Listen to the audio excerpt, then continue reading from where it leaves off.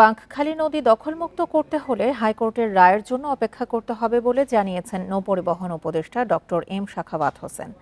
সকালে কক্সবাজার সার্কিট হাউসের সম্মেলন কক্ষে বিশেষ সমন্বয় সভা শেষে সাংবাদিকদের তিনি একথা বলেন।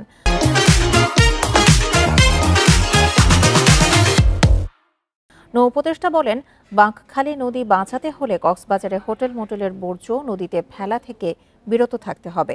শুধু জরিমানা করে নিয়ন্ত্রণ করা যাবে না, প্রয়োজনে মোবাইল কোর্ট করে হোটেল বন্ধ করে দেওয়া হবে। বাঁকখালী নদীর বর্তমান প্রবাহ এবং RS জরিপের মাধ্যমে সীমানা নির্ধারণ করে সংরক্ষণ করতে হবে।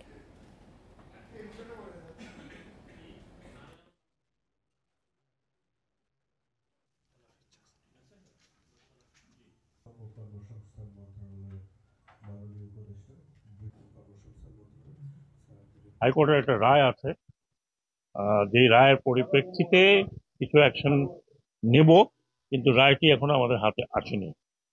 সেই রায়ের কিছু বিষয়গুলো আমরা আলোচনা করছিলাম এবং রায় চিন্তা করে যে কি কি হতে পারে। আগেও কিছু রায় ছিল, এটা BSA হবে না RSA হবে,